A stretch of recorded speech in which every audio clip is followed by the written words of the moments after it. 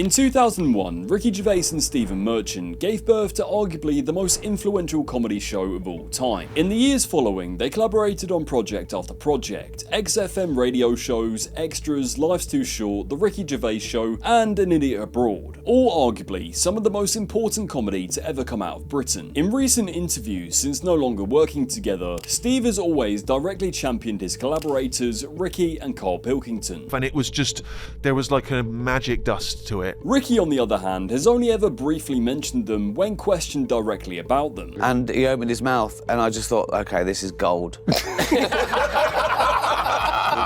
Was it just like that? Just like that, yeah. Amazing. He's amazing. Yeah, and then that was another chapter. Even crazier, on the hour-long special for the 25th anniversary of The Office, which interviewed cast members and Ricky, the show failed to mention Steve even once. So how did a comedy duo that was inseparable for a decade become so distant? You begin to resent Ricky Gervais. Straight off the bat, Steve and Ricky have always been completely different people, and were always in very different parts of their life, with Steve being 13 years younger than Ricky. When we first met, he was 22 and I was 35. So he's just like discovering hip-hop and parties, and I'm discovering I've got a favourite chair. So of course I said, it's like a bit weird, a middle-aged man hanging around with a gangly 22-year-old. He looked about 10 as well, like a beanpole with glasses. It did make it look like a paedophile when we went walking. Now, despite looking like a paedophile and a gangly young man, the pair first came into contact after Ricky hired Steve to be his assistant at XFM. Hilariously, Ricky has joked on multiple occasions that Steve's application was actually the first one on top of the pile. It must have landed on the top of Ricky's pile of different stuff on his desk, because he certainly wouldn't have looked, beyond what, the 5th or 6th letter from the top. And so he read it, and obviously my CV was good enough for him to call me up for an interview, because he'd somehow immediately persuaded everyone that he needed an assistant, even though he didn't appear to be doing any work. And so when you blag a job in an interview, you say, have you done this? I go, yeah, and then you've got to do it. I said, oh, it's a lot more work than I thought. I'd need an assistant. If you want this job done well, and I am the man for this job, then I need an assistant. We arranged a meeting, and he came up to London. I mean, he thought he was going to meet some real player. Yeah. And I met a fat chump who said, I don't know what the hell I'm doing. He really genuinely laid these cards on the table that quickly and said, I don't know what I'm doing, but if you can kind of cover my back and do the work for me, then I'm sure we'll get on very well. So, with The Office in the can, the show went live on BBC Two in July 2001. And as we all know, it became a huge success, winning Best New TV Comedy and leading to a second series the following year and 2 Christmas specials the year after that. Now, it's been well documented that during the writing process of The Office, Steve was the one who was the motivating force, and Ricky was the one who was kind of king at cocking about. But he was sort of the sensible one, because I was doing this job and I was sort of blagging. I was a bit of a slob. I mean, you were. I've got better now, haven't I? When we were writing The Office, he'd often sort of wake me up and say, come on, we've got to work. And I remember very often in the BBC canteen, he'd say, Rick, don't have 3 jumbo sausages, you'll fall asleep again. That's not a partner, that's a carer. Ricky Gervais has stuck some tissue paper into his mouth. I'm a bit tired. I had jumbo fish fingers. I had 2 jumbo fish fingers, chips, mushy peas, and baked beans, and I had a smoothie. This wasn't just an amusing sketch that we've come up with, for this. This is actually happening today, and this is my record of it. And all back to normal. Great, shall I put that in episode 3 or 4? Okay. Absolutely terrible. Don't worry. Why did you let me even do it? How they ever got any work done is beyond me. However, in 2004, Ricky and Steve got rewarded for their work on The Office by getting recognition outside of the UK, winning a Golden Globe for Best TV Comedy. I can't remember. They told me to thank people. I said, we're not going to win anyway. What? Hollywood Foreign Press. I'm not from these parts. From a little place called England. We used to run the world before you. Thank you so much. Thank you to BBC America and everyone here. Oh, thank you. Goodbye. Despite addressing his new peers like a timid cat, compared to what we know what Ricky thinks of Hollywood elites now, Ricky and Steve's profile was now shooting up on the biggest stage. In 2005, after their Golden Globe win, The Office was given a US spin-off. And as we all know, once again, this became a huge phenomenon, launching the career of Steve Carell and the entire cast. This truly became the point where Ricky and Steve started printing money. money. However, they actually had little to no creative input on the show other than serving as executive producers and co-writing the pilot from their original script. Even though we think we know it and understand it because we've been, we've so absorbed it, there's still so many things we don't, unless you grow up and live there, you just don't quite understand. Yeah. Like, I wouldn't have known that, a pub quiz is not quite the same thing. It's not quite the same association in America. They do have, trivia quizzes, but they're not, there's something about a pub quiz here and the competitiveness of it or whatever. And just little like when they did the French version of The Office, apparently sort of on a Friday, it's quite traditional to just crack open some champagne, in the office, which again is such a unique. And I think it's that. It's sort of so that was one of the reasons why we handed it over to American people, because we just thought somehow we might. And actually, the more they got away from our version and got into their own groove, I think the better it became. Around the same time as The Office aired in the States, Ricky, Steve and Karl ended their final XFM series. This was mainly because Ricky and Steve were releasing their new project just a few weeks later called Extras. Their new show centered around Ricky's character, Andy Millman, who is a background performer and eventually finds success as a B-list sitcom star. Steve also starred in the show as Andy's agent and part-time retail employee Darren Lamb. Not only that, the show also had numerous A-list celebrities cameo throughout the 2 seasons. That really demonstrated how much pull Ricky and Steve had to bring in huge names like Ben Stiller and Johnny Depp just a few years after the original Office. The show ran for 2 6-episode seasons along with a Christmas special and went on to win even more awards. A Golden Globe, a Primetime Emmy and a BAFTA for Ricky, and a British Comedy Award for Steve's performance. This clean sweep of critical and audience approval once again raised the stock of the duo. But despite the XFM series ending earlier that year, the iconic trio reunited for the Ricky Gervais Show in December 2005.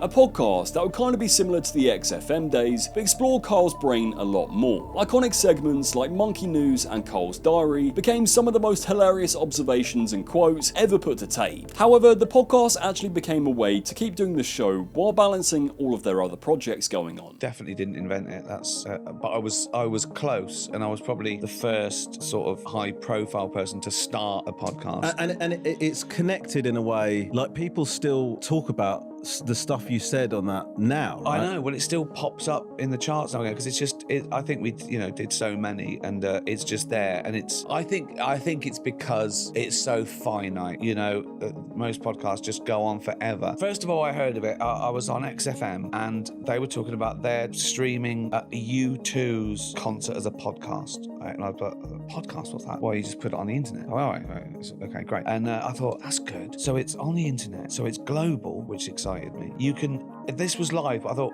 I said, could you do it? Could you pre-record it and put it out? I went, yeah, do anything. And I kept having to leave the show to go and film something, like a sitcom or a movie or something, and then going, we're back in the... So I thought, I can just do these when I want, put them out. We can say what you want. Oh my God, that was the most exciting thing. No restrictions. You can say what you want. So I thought, this is a no-brainer. In 2010, 9 years after The Office, Ricky and Steve finally decided to step into the world of film, writing and directing Cemetery Junction, a coming-of-age story set in Reading that was loosely inspired on Ricky's youth. In an interview, they explained why they resisted making films straight after the release of The Office. I think it was the second episode, The Office went out on telly, we were offered film deals. We went round and we saw about 7 or 8 film companies, and they all said, you can make a film, and we took their business cards and said, okay, we'll come back when we've got a film that's worth being a film. Was that easy to resist, or did you have to sort of think, no, we're not ready yet? No, because you're inundated with these films that should be TV projects, or should be straight to DVD, and usually are. And I absolutely love film, and I think it's got to be justified. Also, though, there is this presumption that directing is something about scale. It's about being able to sort of control 1,000 extras. It's that sort of David Lean idea of directing, which obviously is fantastic. But to us, I think we felt we were directors even from when we did The Office, because what we were doing was creating a world that was believable, with actors who were cast wisely, I hope, and were given the right direction, and aside from their natural talent, they didn't just walk in and act those roles. We created the environment for that to happen, and so to us it always frustrated us slightly that they said it was well written, but it never occurred to them that those aren't real people in an office. That's something we created. Despite believing that they made a film that they were proud of, Cemetery Junction became a bit of a commercial and critical disappointment. During promo for the DVD release of the film, a few months after it came out, Ricky and Steve appeared on Alan Carr's talk show, where Steve jokingly admits that he's stuck with Ricky. Was you worried about his weight gain? I was worried about him losing weight. if I'm honest, because I've always thought that the fatter he is, the funnier he is. I've hitched my wagon to this particular fat horse, and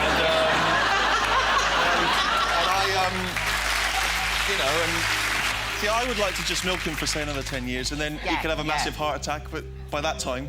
Yeah. When he says milk me, that's not an innuendo.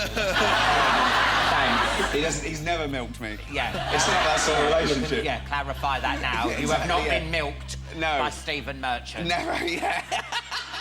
Now, shortly after this interview, An Idiot Abroad was released, which saw Ricky and Steve sending Karl Pilkington all over the globe and essentially pissing him off and taking him to places that he didn't want to go to. Although Karl was beloved on the Ricky Gervais show, An Idiot Abroad truly made Karl a national treasure. And while Karl was filming the second series of An Idiot Abroad in 2011, Ricky and Steve would release their final collaborative project together, Life's Too Short. It was another comedy series that this time starred legendary actor Warwick Davis. The show followed a fictional version of Warwick as he runs his small persons agency, looking for work and allowing a camera crew to follow him to improve the optics of his career. It was essentially a mix between Extras and Larry David's Curb Your Enthusiasm. Once again, the show cameoed numerous A-list celebrities and received many positive reviews, but failed to make much of an impact award-wise compared to Ricky and Steve's other projects. In 2012, Ricky and Steve officially parted ways. The final season of the Ricky Gervais show concluded, and Ricky and Steve went on to create their own separate TV shows. Ricky created Derek, another mockumentary that sees him as a mentally disabled man living in a care home, and Steve went on to create a HBO show called Hello Ladies, which was loosely based on his dating life and his stand-up special from the previous year. Because of the split in pursuit of different things, fans noticed that Steve was nowhere to be seen in the final season of An Idiot Abroad, which combined Karl and Warwick to follow Marco Polo's route to China. In September 2013, in promotion of Hello Ladies, Steve appeared on Norm Macdonald's show, where Norm compared the similarities between Ricky and Steve to Jerry Seinfeld and Larry David. He also jokingly insinuated as to why Steve would have unhitched his wagon from a particular fat horse. You do The Office, it's a big hit,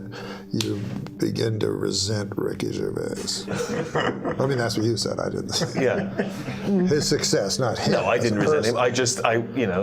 Suddenly you're in a different circle, though. I mean... What do you mean? Well, money separates people. Between he and I, or between me and other people? Or did you both have enough money that you didn't care? Did you get enough money? I'm saying, did you get enough money from that show? Ultimately, I did, but not between making The Office and Extras, in which I did appear. Oh, okay. But in Extras, I appeared partly because it'd be nice to have hotel reservations. Hotel reservations, very specific. I meant restaurant reservations. So yes, that, but also that as we wrote together, I seemed like I was a kind of resource that was there. I was going to be on the set anyway, so why not stick me in? This is an extra. Yeah, in Extras. Something that did not occur to you in The Office. Right, well, just because there was not a character that lent itself to me to play, really. Except the guy that you directed to act just like you. No, he just did a voice. He did my voice. He doesn't. Yeah. He did my voice because... And Larry David, Jason Alexander. Yeah. George Alexander, what's his name? George Costanza, Jason Alexander. Did the voice of... Oh, he was doing Larry? Yeah. In 2014, both Ricky and Steve expanded their show's universes, with Ricky releasing season 2 of Derek and Steve's Hello Ladies getting a TV movie, which would leave Steve to do the odd appearance on stuff like The Big Bang Theory, The Simpsons, American Dad, and even theatre work. However, in 2016, Ricky decided to make his own movie, reviving David Brent from The Office. Once again, it was another mockumentary that followed Brent 12 years after The Office, taking a sabbatical from his sales job to go on tour with his band, Foregone Conclusion. Now, while a lot of fans were expecting a nostalgic return to The Office, Steve literally had zero involvement in the movie, and to a lot of people, the results in the end product kind of revealed how critical Steve actually was in writing The Office. To many critics, without Steve's input balancing out Ricky's tendencies for total absurdity, David Brent lost the heart of the character. To a lot of people, life on the road felt more like a caricature of Brent rather than an extension of his legacy. It's missing entirely the humanising elements of the Office series, presumably because of Gervais, the solo writer, director, star, has vastly overestimated the character's appeal. Brent's genius was a clown reflecting back the excruciating banality of work culture. Here, it feels like Gervais is trying to bend the material too much into his own whims. The film ultimately became a box office bomb. During promotion for his theatre show at the time, Steve was asked about life on the road and whether he had been dropped by Ricky. Film of The Office. Right. It's not a film of The Office, no. It's Ricky doing a film about David Brent. Ah, and he goes on, doesn't he go on tour? I think he's sort of making it as a musician, or trying to make it as a musician. Oh, okay. But you're not involved with that? I'm not involved with that. Has he dropped you? He's, no, it's just that, he's obviously, he revived the character a couple of years ago for different things, and I've been doing stuff, in my own groove, and we kind of got out of sync in terms of our schedules, really. In the years following, Steve continued dabbling in acting, most notably playing Caliban in the Wolverine movie Logan, which, if you haven't seen the movie, is arguably one of his best performances. In 2018, during an interview, Steve mentioned that he would be open to working with Gervais again. If the right idea was there, it'd be good to do something. But at the moment, there's nothing on the horizon. We worked together for pretty much cheek and jowl for over 10 years, and I think it's that feeling of being pulled in different directions creatively. In the same year, Ricky was directly asked in an interview if he'd fallen out with either Karl or Steve, after so much speculation online and not working together for so long. Well, a lot of kind of on chat boards and things, people always talking about whether you've fallen out with Steve and Karl or not. Is that I know. Well, that's because it's not. I purposely don't answer them because it annoys them. Right. Feel free to not answer them. No. I haven't. It's like we've been doing. I've always been doing my own thing, and now they are as well. And no, not at all. This the divorce thing, or it's so. Who would keep Karl, you or Steve? Oh, I would. Right. Yeah. Get custody. Right. In a little cupboard. While Ricky claims that there's no bad blood on his end, it is quite telling that he mentioned that he's always done his own thing, when, in reality, arguably every single impactful thing he's created in the first 10 years of his career was in collaboration with Steve. In fact, Steve was the one doing an internship at the BBC that allowed them the opportunity to make The Office in the first place. In 2019, Steve flexed his talents once again by writing and directing his own film called Fighting With My Family, which is a semi-biographical film about the wrestler Paige's rise to the WWE. It's actually a really solid film that was produced on a small budget and features huge names like The Rock, Vince Vaughn and Florence Pugh. Just a few months after Steve's movie, Ricky released his highly anticipated new TV show, Afterlife, which for me truly is the point where Ricky's writing skills get exposed and show the repetitive hallmarks of his other works. I know that's controversial, but that's just my opinion. The show centered around Ricky's character, local newspaper reporter Tony Johnson, whose wife dies from cancer. He then decides to turn his depression into punishing the world by saying and doing whatever he wants, regardless of how it makes other people feel. Essentially, it's 3 seasons of exploring death, depression, and the meaning of life. The show was hugely successful on Netflix and was adored by a lot of people. In my opinion, like a lot of his projects, there are funny characters, but to a lot of people, it once again underlined how much Steve added to the balance of his scripts. If you watch literally anything Gervais or Merchant have done post-extras, it's very clear that Merchant was the talented writer of the two. Gervais exclusively writes stuff where he's a total arsehole, yet the entire cast of characters love him and want to be his best mate. It's even like that in the new trailer for his new awful looking cat show on Netflix. It's always faux sentimental dogshit, as well as messages like, people are kind and be nice to dogs. In 2020, a movie critic from ITV asked in a tweet what people's least favourite bit about a movie trope was. In a quote retweet of this, Steve jokingly replied, watching old home movies of dead child/wife equals inability to move on, which is obviously a direct wink to Gervais's Afterlife, as Ricky's character is always watching home movies of his dead wife. Many fans thought this indicated that there was actually beef between the trio. In fact, in the same year, Karl was interviewed on a podcast where he briefly spoke about not seeing Ricky and Steve anymore because of how busy their lives are. No, that's what I mean though, that's what's hard, isn't it? When you're a kid, it's easy to be mates. You just knock on the door and go, you're playing out. Yeah. But you can't do that when you're nearly 50. ready. Okay, are you playing out? So, and everyone's got lives, haven't they? They've got stuff to get on with. Cleaning to do.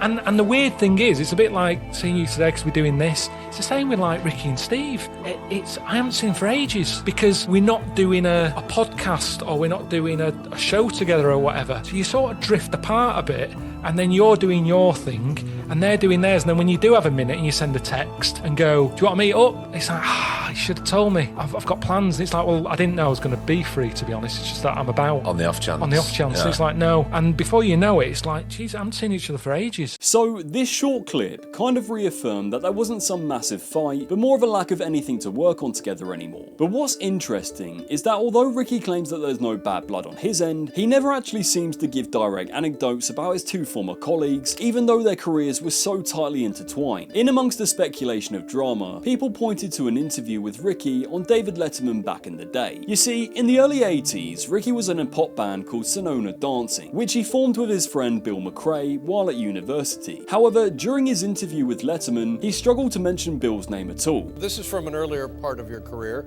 when you were actually like a pop band. Is that what it was? A failed pop band. Failed pop band. Do you mind if I show this? No. Yeah. And tell us who and what we're looking at there. Look at that. Yeah. Well, this guy here. That's you. That's me. Look at that. How old are you in that photo? 20. Shortly after that photo, I ran into the nearest pie shop and said, right, let me anything I've been missing for the last... In fact, I think I ate him. Yeah. And who is that guy there? That's me. No, the other guy. That's the guy in the band. It was just a duo. Just the two of you? Yeah. And are you still in touch? Do you still get together? No, he doesn't recognise me. But you actually had a record contract? Is that what it was? Yeah, but it was one of those things where we were signed, and I think the record company we were a tax loss or something, and they signed 20 acts and they keep the one that makes it. We weren't one of them. In November 2024, Ricky appeared on Gary Neville's The Overlap, where he very briefly mentioned Steve and Karl. When did Stephen Merchant come into the picture? He was my assistant at XFM for a while, and then he went to do a training job at the BBC, and so we got access to a camera crew. And Karl Pilkington. Then after The Office, we went back to XFM as sort of like conquering heroes. Now they wanted us back, and he was our producer. And he opened his mouth, and I just thought, okay, this is gold. Was it just like that? Just like that, yeah. Amazing. He's amazing. Yeah, and then that was another chapter. Brief mention with zero emotion or fondness. He speaks about them like distant acquaintances he barely even spoke to. Genuinely makes me a bit sad. And that was one chapter that lasted nearly 15 years. Couldn't have tried to skip over it any quicker. Stephen, we, us. Ricky, I, me. Interestingly, in June 2025, Steve appeared on Neil Brennan's podcast, who, if you don't know, co-created and co-wrote Chappelle's Show with Dave Chappelle. So he also knows how it feels to be the co-creator of something incredibly culturally impactful, but not the main headline. In their conversation together, Steve discussed what made his relationship with Ricky so special. I'm advocating for the yous and I's of the world, where it's like, no, that's a big thing to bring to a show. Well, I think what I had back in those days was I was very laser focused, and I was interested in the mechanics of storytelling. I was interested in the plotting and structure. Joseph Campbell. Well, even without necessarily knowing all the kind of reference points, I think I'd studied film at university, and so I'd sort of picked films and TV apart to see how it worked. And so I kind of felt like even though I wasn't experienced, I just was interested in that stuff, Whereas I think Ricky at that time had a much more kind of instinctive sort of comic blah, kind of he would just blur out, fantastic funny stuff. Like a scene where something happens, or like conflict, or an idea, but it would be about corralling that idea and how do we slot that into a bigger story, and how do we plant a seed for that earlier that pays off later. And all those elements, all the kind of structural storytelling, which again I'm much better at now, and I'm more advanced and I have more language around that stuff. But at the time, and I look back on the show now, and I think some of it's a little unrefined in that. But I think the documentary style excuses a lot. Yeah. But But so I think that was what the alchemy was at that time, was that there was a sort of raw, untapped comic energy. The following year, on the 8th of January 2026, during a Times interview, Steve talked about whether he would ever work with Ricky again. Would we ever work together again? Well, never say never, but we won't revive The Office. We're not in touch a great deal these days, but even at our closest, we were living quite separate lives. Ricky used to joke that he was 13 or 14 years older than me, and so, just as I was discovering my favourite nightclub, he was discovering his favourite comfortable chair. On the 8th of July 2026, on the eve of the 25th anniversary of The Office, Steve shared a clip to social media of a clip from an unaired pre-pilot that led to the BBC commission. To celebrate the anniversary, the BBC aired a special episode that reunited Martin Freeman and Mackenzie Crook, sharing behind-the-scene memories. Alongside this, Ricky himself posted an hour-long special to YouTube that involved him breaking down the 25 greatest David Brent moments. However, fans were quick to notice that Ricky didn't even mention Steve once. Gervais doing a special for 25 years of The Office without a single mention of Stephen Merchant, so on brand. Remember how this guy wrote every single word of The Office, and then Ricky Gervais showed up and took all the credit. Stephen Merchant has always been funnier than Ricky Gervais. I wish he was in more stuff. Looking at both of their paths today, Ricky seems to be more than happy in his chamber of pumping out shows where he remains the centre of the universe, alongside of course his hugely successful stand-up career. He gets the sole creator credit, full creative control, and the big checks from Netflix. Most recently, turning to the world of animation with his new show Alley Cats, where once again Ricky has come under a large amount of fire for repeating the same tropes he has since splitting with Steve, and just overall making a bit of a shit program, receiving only 20% on Rotten Tomatoes and pretty scathing reviews even inside Ricky's loyal fanbase. Congratulations to Ricky Gervais on inventing the sweary adult cartoon, an idea no one has ever had before. Not only that, during the promotion for the show, Ricky once again lent on the same old trope of people being offended as the reason for the negative feedback. If we banned Gervais from saying the word offended for a year, not sure you'd hear a repeat from the lad. However, ironically, he was the one who was blocking people en masse on Twitter who had anything negative to say about the show, and also once again underlined to people the importance of Steve in Ricky's previous work. Despite the critical and audience mauling, the show did actually top the Netflix charts, showing that no matter how dreadful the Gervais brand goes, the NPCs will still watch. Steve, on the other hand, has quietly continued to prove that he was the secret ingredient that balanced out the meal. His next project is apparently a rom-com movie starring alongside Cameron Diaz, diversifying his body of work even further. But ultimately, there was no public explosive blow-up or feud for tabloids to feed off. They are just two different creative forces that moved on from a moment in time. Ricky got his solitary throne where he can take the credit, while Steve got the lasting respect of fans and critics who know exactly who brought the heart, structure and soul to one of British comedy's greatest eras. Well, if you've made it this far, I really do appreciate you watching. If you're new here, make sure to drop a like and a sub to the channel, follow me over on Instagram at Phat Network, and comment below what you want to see next. As always, I'll see you in the next one.